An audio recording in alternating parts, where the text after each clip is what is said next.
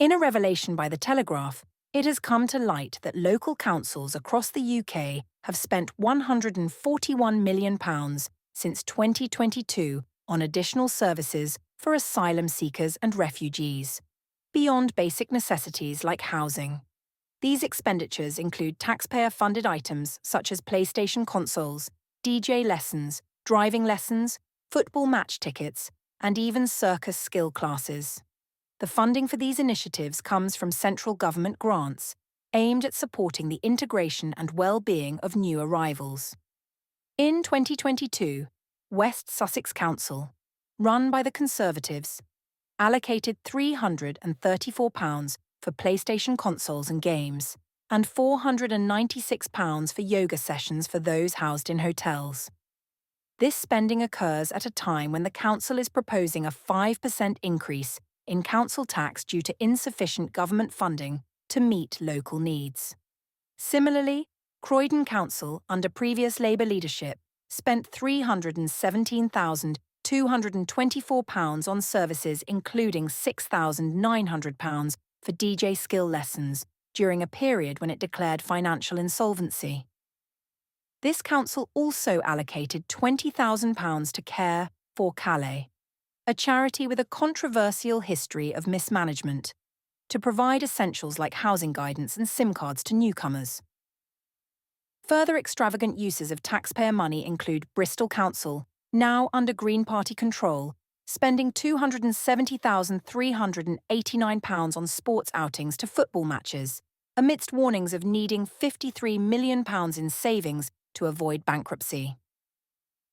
Denbighshire Council in Wales spent £550 on an Anfield Stadium tour for new arrivals, while several councils funded driving lessons, highlighting a disconnect with the financial barriers faced by young UK residents in learning to drive. Religious and cultural integration efforts have also seen significant spending. Holton Council in Cheshire, for instance, used £5,000 for iftar dinners during Ramadan, while facing its own financial crisis. Southwark Council spent on catering materials for Afghan celebrations, and Cheshire West and Chester on transport for Eid prayers. Educational and cultural festivals, like Sheffield's Migration Matters Festival, have also been funded, costing £27,880. The spending has drawn sharp criticism from political figures like Reform UK MP Rupert Lowe, who described it as a disgrace and questioned the message it sends to potential migrants. He argued for a re-evaluation of all such expenditures to ensure they provide value to British taxpayers, suggesting that instead of luxury items, funds should focus on essentials. This comes at a time when the UK is grappling with a significant influx of asylum seekers. The scrapping of the Rwanda deportation scheme by the Labour government has led to an increase in small boat arrivals, adding to the financial burden on local councils.